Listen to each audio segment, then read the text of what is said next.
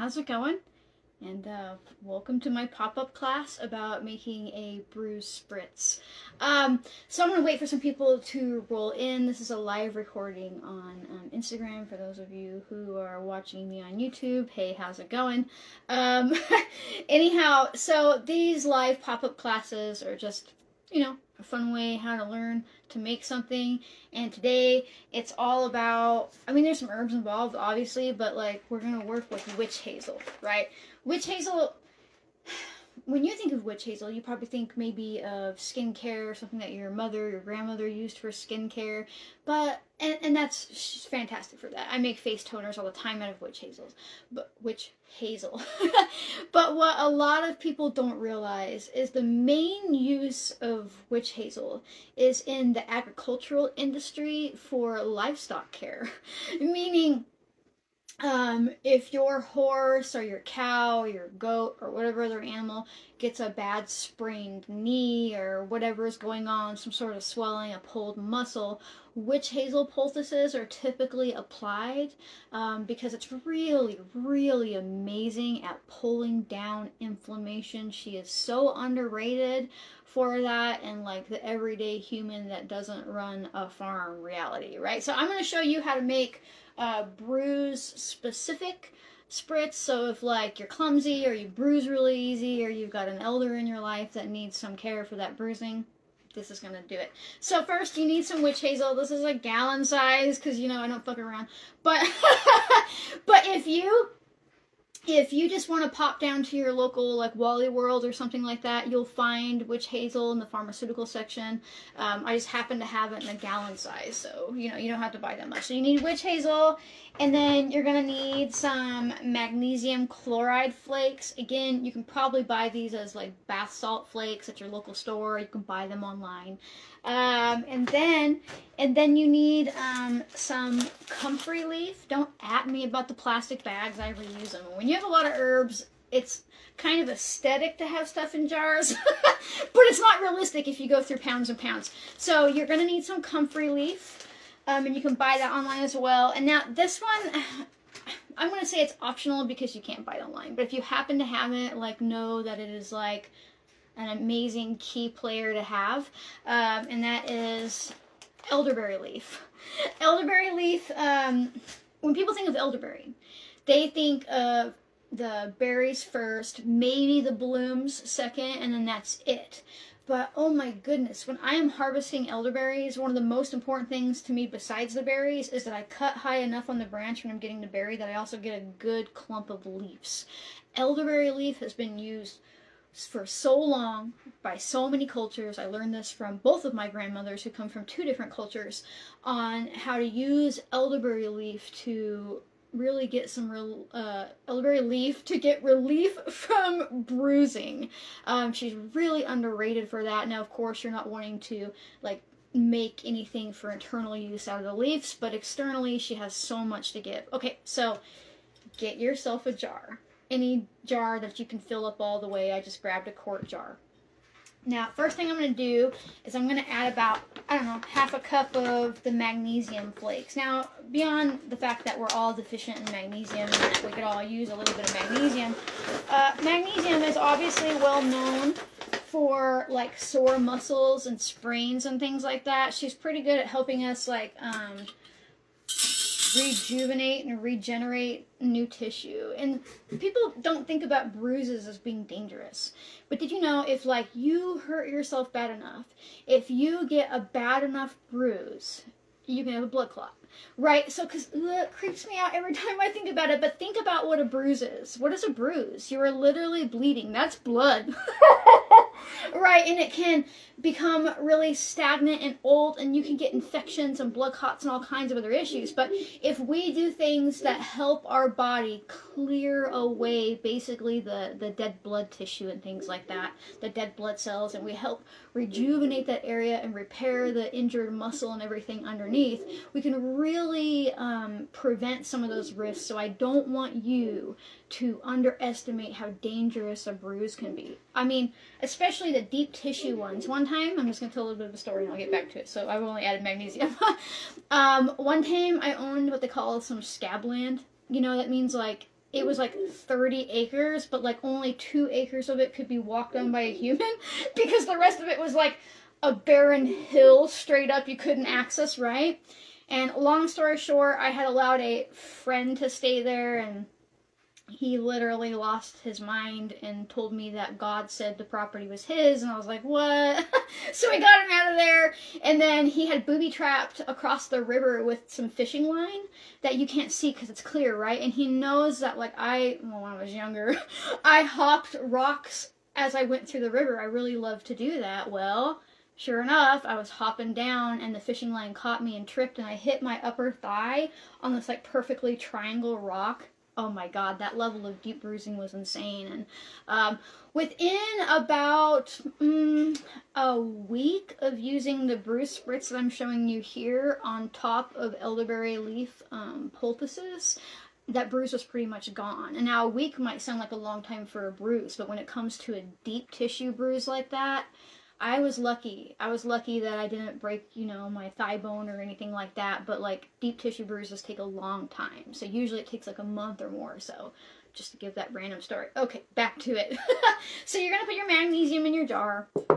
And then you're going to do about, a half cup of comfrey. When you're making stuff for yourself, I don't want you to feel like it has to be exact math. Like if we're being exact, if we're making this to sell it, then I would want you to weigh the magnesium you put in there, and then I would want you to weigh the comfrey and everything else. That way you can repeat the recipe exactly the same every time. But if you're just making it for yourself, if you don't intend on selling it, don't feel like you have to be like perfect with everything you do. Okay, so then I put that half a cup of comfrey in there. You might think that that doesn't look like a whole lot of herb, but resist the urge to fill the jar all the way with herbs, because you won't have enough room for your liquid to even extract, and it swells up, and then unless you have like a really nice hydraulic press that you use to press out these herbs, or even trying to squeeze it with your hand, you'll lose so much of the liquid. Okay, so now I'm gonna put my elderberry leaf in there. Don't worry about taking the stems out or anything like that. Of course, it's a narrow mouth jar, so I can't fit my hand in there. And I should have brought myself a spatula or something. But that's okay. We can manage. So this looks like a lot, but because I know I just said don't fill it all the way, but if I smash this up, which I guess I could do, if I smash it up, it's really not as much, right? It's maybe a cup max, and that's just because it's not super like cut sifted like the comfrey is, right? So I'm just gonna put the rest of that in there. Okay, so I've got all of my elderberry leaf in there. All right, so it's magnesium flakes, comfrey, elderberry leaf. If you do not have elderberry leaf, I would probably just double the comfrey. I would just do a full cup of comfrey, and then don't worry about the elderberry leaf. That's just a benefit, and I know it's not something that everybody has on hand. And now, here's the super complicated part where I pour the witch hazel over top. Now, if you want to get fancy and make that magnesium dissipate into the witch hazel really quickly, you could warm up this witch hazel. But I want to tell you something. I hate the smell of hot witch hazel. And I've had to deal with it for years whenever I make like my blemish creams or anything like that for the shop. The smell makes me nauseated. So I don't do that, and that's okay, because eventually what'll happen is that magnesium will naturally just dissipate. Now you can see how it's all in there, and you can just give it a good shake. Now, you have 2 options here. This will be ready in about a week and a half, 2 weeks, if you slowly heat it the entire time. Like sitting it on like a seed heating mat, or next to a heat vent that kicks on often, or on top of your hot water heater, usually pretty warm. If you have an older fridge, it's usually pretty warm up there if you feel it. Newer ones, not so much, but the older ones. Just some passive heat will make this ready in about a week and a half to 2 weeks. But if you don't have a source of passive heat, just let it sit for a month. Right, because really you're just letting it sit. Now, I use witch hazel that has alcohol in it. I don't buy the super high-end, no alcohol, crazy expensive. Don't be afraid of alcohol. It's like less than like 14%. It helps keep it stable, and it's like 14% of the whole bottle. It's not going to be a huge amount. And alcohol actually helps things absorb into your skin. It's pretty fantastic way. Like if you use it in creams and things like that, it stops things from feeling greasy. In this case, it's going to help get the properties of the magnesium. Well, your body will naturally pull that in anyways, but it'll help you get like the properties of like the comfrey and the elderberry leaf deep into your tissues because it's able to permeate your skin. But it's not so much that you're going to smell it. This is just going to smell like witch hazel. So basically that's it. You just put some magnesium in your jar, some comfrey, some elderberry leaf. Remember, if you don't have elderberry leaf, that's okay. But make a mental note or a note in your journal or on your calendar to gather elderberry leaf. Now, you don't have to wait until fall to gather elderberry leaf. As soon as a plant is fully awake, like I wouldn't attack her in the spring when she barely has any leaves out. But once she's like full of leaves, don't be afraid to go take some leaves and cure them or dry them, and that way you have a stash. Or when you are harvesting your elderberries in the fall, consider cutting just above so you get a branch of leaf with your berry, right? Because then it's two birds with one stone. And that is super, super helpful to just have that on hand. Now, after it's done, basically what you're going to do is strain it, and meaning straining means to strain it. I want you to put this through some cheesecloth or a nut milk bag or a really tightly wound like a mesh sieve or something and take the plant matter out. And then you take the witch hazel and you put it in a spray bottle. That way, if you have, let's say, you know, a bruise, an injury, and you can use it on old bruises, but you can use it right in the beginning. I've seen like my bruise balm or this bruise spritz, I've seen it stop bruises from even forming. Like they just go yellow. And now that sounds bad, but yellow is like the last stage of your bruise. And that's your body dissipating those blood cells, right? And then you're back to normal, right? Think about how a bruise heals. It goes from darkest to yellow to gone. So if it goes instantly to yellow, that means that it already dissipated the broken blood vessels, you know, blood cells, I should say, before they even had time to accumulate and create a bruise. So that's pretty fantastic. Somebody asked if they could use, in the comment section here, if they could use liquid magnesium. You sure could give it a try. I don't see why it wouldn't work. Sometimes liquid magnesium that's meant for internal use is pretty expensive, so like weigh the pros and cons. Like, are you using up a really expensive supplement to make something topical?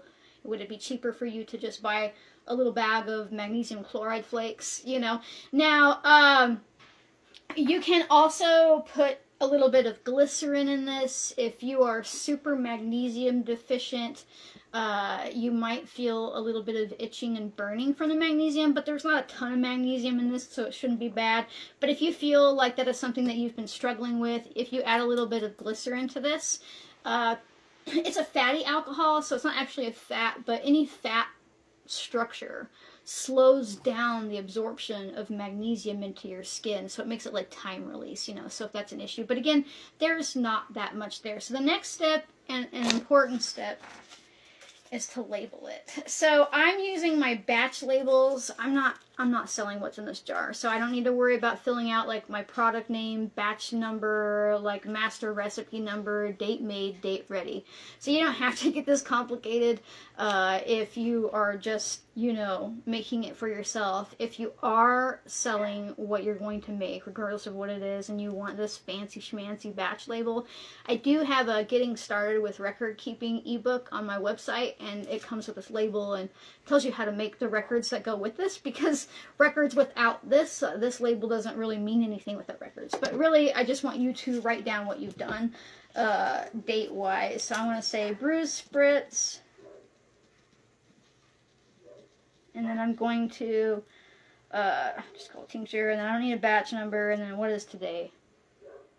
The 14th? Probably not. Is it the 15th? I don't know days anymore. My kids are outgrown from school, and I'm self-employed. I don't know. I mean, I know it's a Sunday. I know that much. But, like, I don't have, like, normal, oh, it's the weekend, right? Okay, so I'm just going to put the date on here. And then I'm going to let this sit somewhere warm because I have seed heating mats, you know, for about a week and a half to 2 weeks. And again, if you don't have the ability to make it warm, just let it sit somewhere for about a month. It's the 19th. Yeah, I was way wrong. I can turn that 4 into a 9. Okay, 11/19. I'm like, I think Thanksgiving's coming soon, right? Anyhow, so how easy was that? It was just magnesium flakes, comfrey, elderberry leaf. If you have it, no worry if you don't. And then witch hazel. And then even if you don't have heat, just let it sit for a month, strain it, and then put it in a spray bottle for whenever you or your kids or your elders in your life, anything like that, get like bumped or banged up or anything like that. I actually knew that I needed to make a new batch a while back because I went in for some blood work and I left traumatized. I was like, hey, I have small veins, and because when I was younger, many like 17 years ago, I had cervical cancer. So I got poked a lot, and I learned a lot about, like, you need to use a small needle, like, for a baby. You need to be putting heat on it, and they never listened to me. So they blew out this arm, they blew out this arm, they blew out this hand, and they blew out this hand before I said, stop, please, go get a little ultrasound thing, and go get the person that can do it no matter what, because you aren't it. And so I was just like, oh, I was like covered in bruises, and I'm like, oh, I had a jar like this, and I only had like that much left, and I was like, oh shit. So I'm glad that I got around to making another batch, and that you were here to do that with me. So if you ever get stabbed a bunch and need something for bruising or whatever is going on, you have the capacity to help yourself, right? Because think about it, there's not much at the store that they sell to help with bruises. They just say, oh, whatever. But it's not whatever. It's an injury with inside of your tissue, and you shouldn't ignore it. And you are absolutely smart enough and capable to make this. It is so easy. You are smart enough, you are smart enough, you are smart enough to do this and take a little bit of your health one step at a time back into your own hands, and you don't need to pay thousands of dollars to learn how to do this. Okay, so if you like my random pop-up classes, if you like my videos, random jabbering stories that make you feel weird when you think about it or anything like that, make sure to like, comment, subscribe, share. Sharing is important because it helps other people learn and realize that they are smart enough to do this too. And if you are watching this on YouTube, come find me on Instagram. If you're watching this on Instagram, which obviously you are, come find me on YouTube. Well, not obviously. The people that are watching right now are. But future people are watching this on YouTube probably. And then if you want to support my existence and my capacity to teach freely, consider heading to the shop by following the link in my bio or the link in my description if you're on YouTube and calling something home. It's completely how I support my existence and my ability to teach freely, so it means a lot to me. So thank you so much for joining, and I'll see you next time, folks. Bye.